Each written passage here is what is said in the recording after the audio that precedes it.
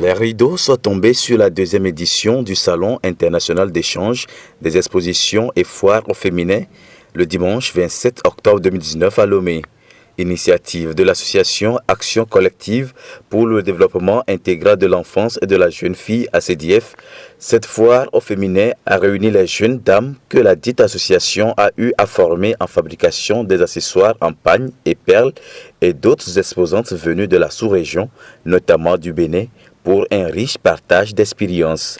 Débuté le 24 octobre, en effet, ce salon a connu la présence de plusieurs structures étatiques et privées, dont Made in Togo, Innovap et le Fonds d'appui aux initiatives économiques des jeunes FAEJ. Le FAEJ accompagne ce salon parce que c'est un salon qui prône la promotion de l'entrepreneuriat féminin. Et vous aurez même à remarquer qu'au niveau de la visite des stands, il y a les produits qui sont fabriqués en Afrique, il y a les produits qui ont décoré en termes d'innovation. Et je pense que c'est des jeunes entrepreneurs qui méritent d'être encouragés pour qu'ils aillent très loin. Alors le FAEJ est un dispositif gouvernemental et qui intervient dans la promotion de l'entrepreneuriat. Et nous sommes là pour accompagner les jeunes à aller de l'avant. Alors les jeunes engagés comme le directeur exécutif qui a une structure très jeune à CDF, et je pense que l'initiative de salon mérite d'aller très loin. Parce que déjà toute initiative qui regroupe les jeunes et qui a pris soin quand même d'inviter les jeunes femmes leaders que je viens de rencontrer, mais je suis très fier d'eux. Je pense que le FAEJ est disponible quand même pour les accompagner en termes de renforcement de capacité et financier si eux-mêmes ils jugent ça nécessaire. Entrepreneuriat de jeunes filles, un moyen pour l'atteinte de l'ODD 5 est le thème choisi pour cette deuxième édition du salon. Au-delà des expositions, des conférences, débats et communications, au nombre desquelles les compétences numériques et le marketing digital, entrepreneuriat féminin, enjeux et perspectives, portraits d'entrepreneurs sans oublier des ateliers de formation en fabrication d'accessoires ont meublé le salon. Nous allons travailler sur la fabrication des pochettes en pagne, d'une barrette en pagne et des tapettes en perles ce jour-ci. Et demain nous allons continuer avec les éventails en plume, la fabrication des attachés de foulard et puis les soins de visage.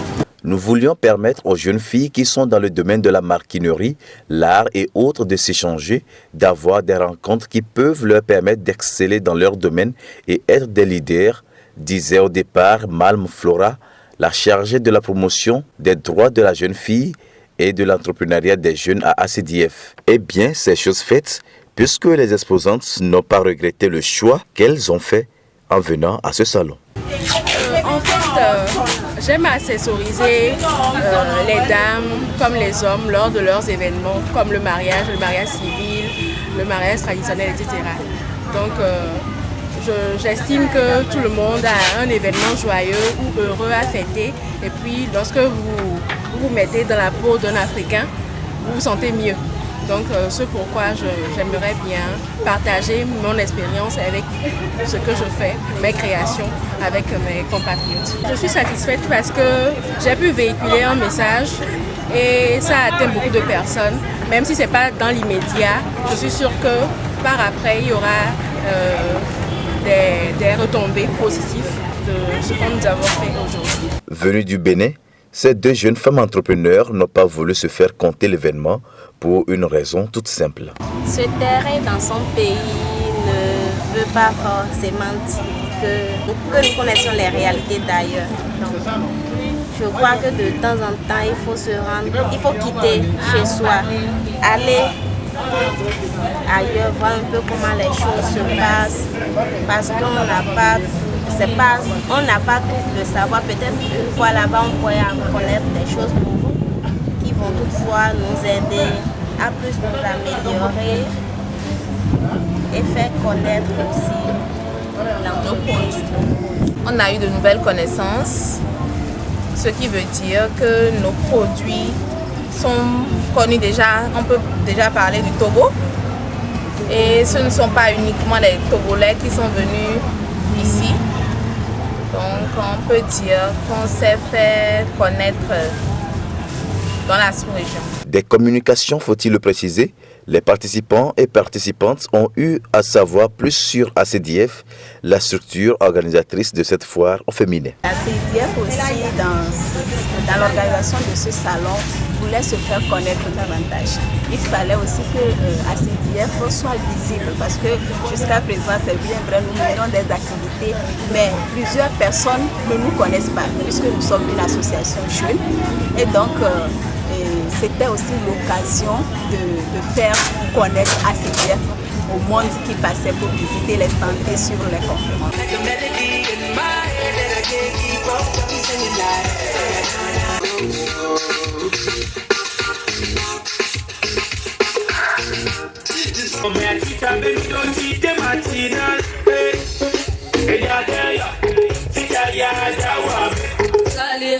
Tu cherches des problèmes sans faire exprès.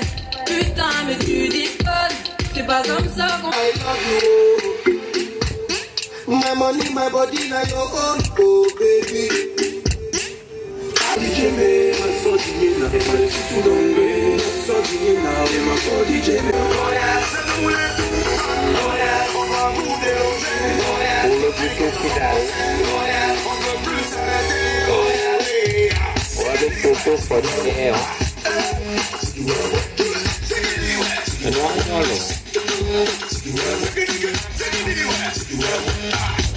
C'est donc ce grand défilé de mode riche en sons et en couleurs, montrant les merveilleuses créations artistiques des exposantes qui mettra fin à ce salon. En termes de bilan, personnellement, je suis satisfait d'abord de l'engouement que les jeunes dames ont eu pour le salon et surtout par rapport aux différentes activités qui se sont déroulées au cours de ce salon, notamment les conférences, débats, les formations. Je suis vraiment satisfait puisque les objectifs qu'on avait fixés dès le départ, je me dis qu'on les a déjà atteints. Le fait déjà de voir les gens venir demander qu'est-ce qui se passe, ah bon, ça aussi ça se fait ici, qui sont les organisateurs, tout ça là, c'est vraiment un pas pour nous.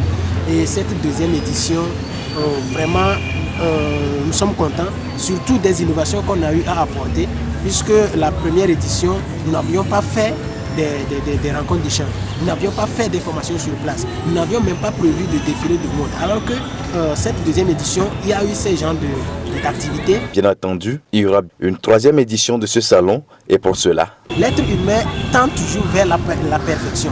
Et donc nous aussi, nous sommes déjà encore en train d'imaginer, de se demander ce qu'il faut encore ajouter l'année prochaine pour que ça soit encore beaucoup plus d'innovation. Cette année, c'est le défilé du mode qu'on a intégré et je suis sûr que l'année qui va suivre, nous aurons aussi à organiser un concours de meilleures exposantes. Celle qui va amener les meilleurs articles et cette personne-là, cette dame-là, pourra aussi à gagner un prix et donc ce sera encore une innovation que nous aurons à mettre dedans. Parce que chaque fois nous disons, nous sommes des jeunes, il faut qu'on innove. Et à cette ère de mondialisation, à ce 21e siècle, qui n'innove pas ne peut pas évoluer. Et donc à chaque fois, nous prenons cette charge-là d'innover à chaque édition, La consommation locale de tous ces accessoires en pagne, perles, des batiks à caractère culturel reste toutefois un défi à relever au Togo afin de permettre aux jeunes entrepreneurs de vivre de leurs activités.